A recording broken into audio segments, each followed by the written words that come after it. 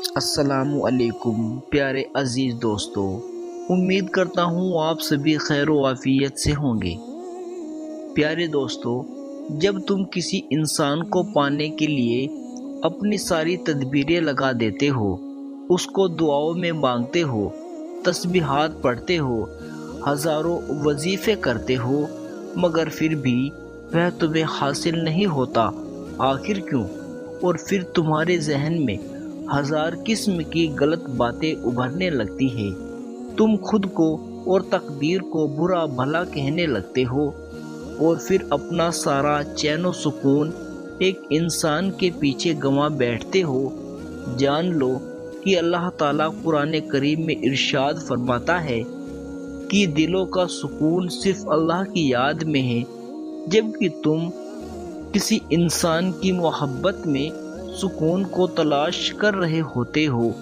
یاد رکھو، اللہ تعالیٰ جو چیز تمہارے لیے مقدر میں لکھ دیتا ہے تو وہ تمہیں مل کر ہی رہے گی، اسے کوئی تم سے چھین نہیں سکتا، اور انسان کی محبت تو فانی ہے، سکون صرف اللہ کی محبت میں ہے۔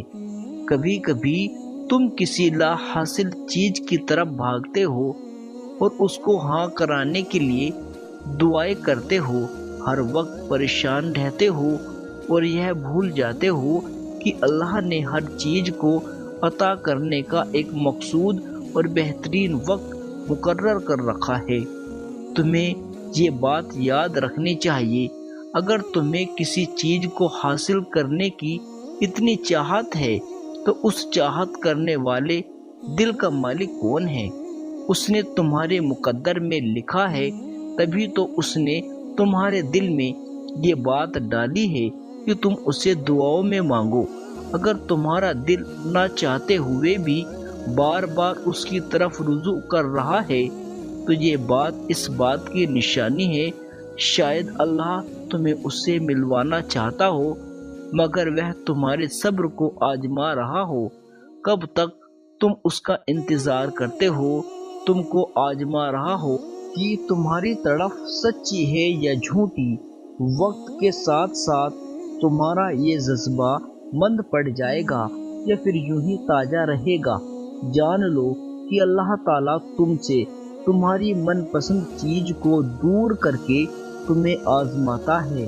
یاد رکھو کہ اللہ تعالیٰ تمہاری من پسند چیز کو تمہارے نصیب کا حصہ تب بناتا ہے جب تم اپنے اندر کی قوتوں کو مضبوط اور اپنے شر سے لڑنا سیکھ لیتے ہو اور اپنے اوپر آئی آزمائش سے شکستہ اور مستفینہ کوشش اور تدبیریں اپناتے ہو، تو پھر وہ رحمان تمہیں ایسے ناممکن وسیلے سے عطا کرتا ہے جس کا تم گمان بھی نہ رکھتے ہو۔ اللہ تعالیٰ قرآن کریم میں ارشاد فرماتا ہے کہ اے میرے بندے، بے شک تمہارے رب کی نظر سے کچھ بھی غائب نہیں، وہ تمہارے ساتھ ہے اور ان قریب وہ تمہیں بہترین راہ دکھائے گا۔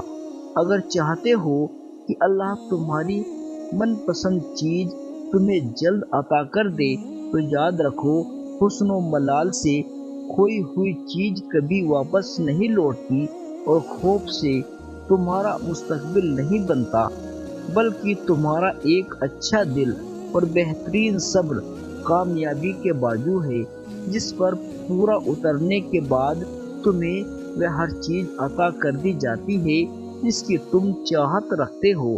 اور جان لو، اگر کوئی چیز تم سے لے لی جاتی ہے تو اس سے بہترین نعم و بدل تمہیں وقت کے ساتھ عطا کیا جاتا ہے جس کا اندازہ تمہیں نہیں ہوتا۔ اس چیز کو پا لینے کے بعد تم اس کا اندازہ کر پاتے ہو کہ میرے مقدر میں تو یہ چیز لکھی ہوئی تھی، لیکن میں کہیں اور بھٹک رہا تھا۔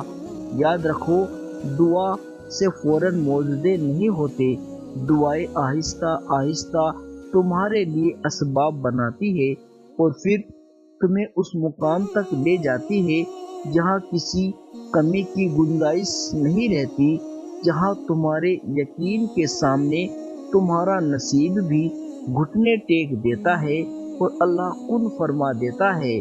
تمہیں من پسند چیز سے ملا دیتا ہے۔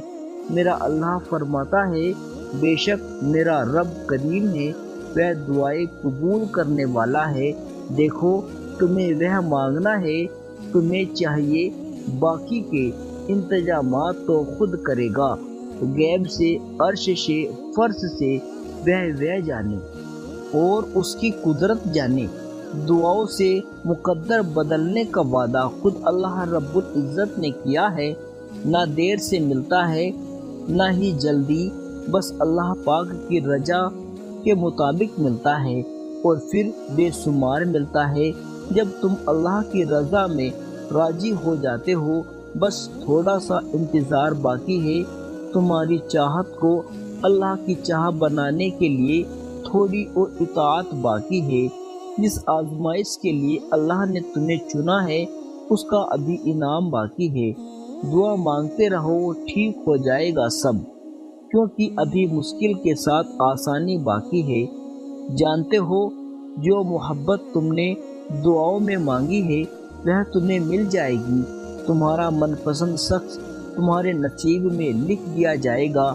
اللہ نے تمہاری دعاؤں کا حصہ جسے بنایا ہے تو وہ تمہارے مقدر سے بھی جوڑ دے گا انشاءاللہ۔